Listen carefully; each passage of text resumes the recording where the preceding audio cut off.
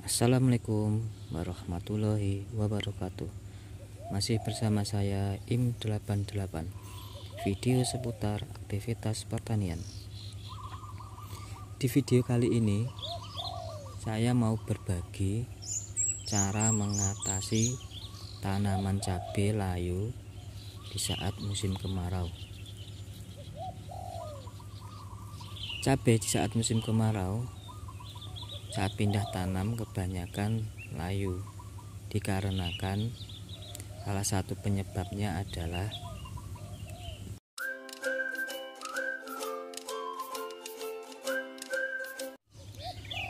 cabai layu di saat baru pindah tanam, dikarenakan itu karena hawa panas dari mulsa, apalagi di saat musim kemarau.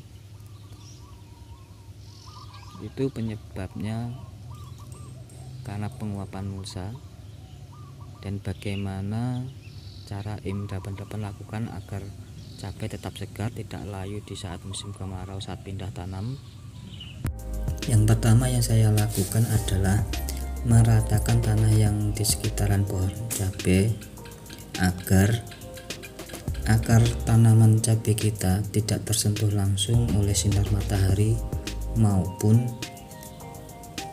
pantulan dari mulsa kita yang di luar maupun uap mulsa yang di dalam tidak menyentuh langsung, agar cabai kita supaya tidak mengalami stres. Dikarenakan bila mana saat penanaman lubang tanam kita kurang dalam, kita bisa menyiasati dengan menambahkan tanah yang di sekitaran pohon cabai kita maupun yang ada di parit agar tidak terjadi kelayuan di tanaman kita. Kedua, saya berikan perlindungan dengan daun kelapa, bisa ditambahkan dengan daun lainnya, yang penting bisa untuk menutupi batang tanaman kita. Yang ketiga, saya kasih pinggir tanaman cabai dengan tanah supaya tidak terjadi adanya pantulan dengan panasnya sinar matahari yang di plastik mulsa kita. Seperti ini yang saya lakukan untuk mengatasi kelayuan cabai di saat musim kemarau. Saudaraku semua, tanaman cabai saya ini sudah berumur 9 hari, di mana saya melakukan pemupukan pertama di hari yang kelima. Saya melakukan pemupukan yang pertama dengan aplikasi unsur fosfat dan sedikit nitrogen yang saya tambah dengan asam amino dan jagaba. Seperti inilah penampakan cabai saya di saat umur 9 hari. Dan insya Allah besok di umur 10 HST, 10 hari setelah tanam, saya akan melakukan pemupukan yang kedua dengan aplikasi masih sama dengan pemupukan yang pertama, dengan unsur nitrogen dan fosfat, asam amino dan jagaba. Saya melakukan pemupukan dengan dosis yang untuk nitrogen dan fosfatnya saya beri 3 sendok makan per 20 liter air, asam amino 25 ml, dan untuk jagabanya 1 liter. Saya mengaplikasikannya dengan dosis 100 ml per tanaman yang saya kocorkan langsung di lubang tanam. Saudaraku, saya melakukan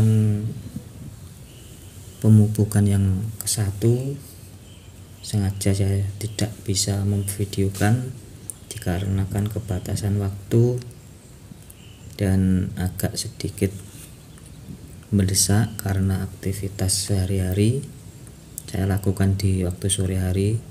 Saran saya bila melakukan pengocoran pupuk maupun pengairan, lakukan di sore hari di saat musim kemarau agar tidak terjadi tanaman kita kaget, karena di waktu siang panas jika langsung dikasih air tanaman kita bisa kaget dan stres. Alangkah baiknya kita memberikan pupuk maupun pengairan di waktu sore hari biar lebih tanaman kita itu fresh, tidak terjadi kelayuan ataupun apa yang tidak kita inginkan. Cabai yang saya tanam ini ori 212 dengan jumlah 1100. Alhamdulillah sampai di umur saat ini diberi kelancaran dan diberi keamanan oleh Tuhan Yang Maha Esa. Kita hanya bisa merawat dan menjaga dengan usaha semampu kita dan sepengetahuan kita. Bila mana kita tidak tahu, kita tidak mengerti, kita jangan malu untuk bertanya, dan yang sudah mengerti alangkah baiknya kita ikhlas untuk berbagi, karena ilmu itu harus kita bagikan.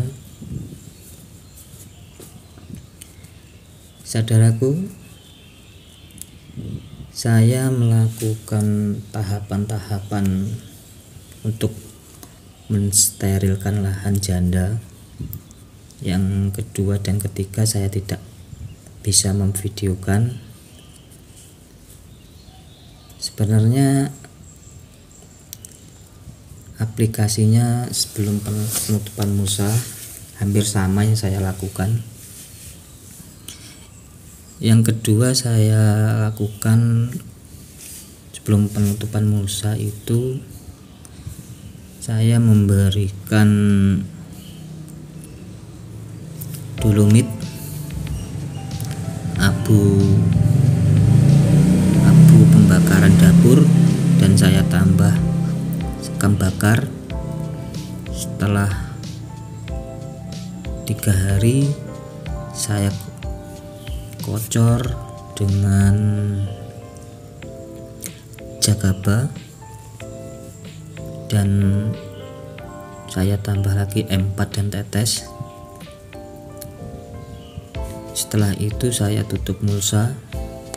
Selang 5 hari saya lubangi mulsa. Setelah itu saya aplikasikan lagi pembenah tanah, yaitu salah satunya karbon dan fungisida organik yaitu trichoderma, dan saya tambah dengan asam humat. Seperti itulah tahapan-tahapan saya untuk mensterilkan lahan bekas di lahan saya. Semoga bisa bermanfaat. Jangan lupa like, komen, dan subscribe-nya.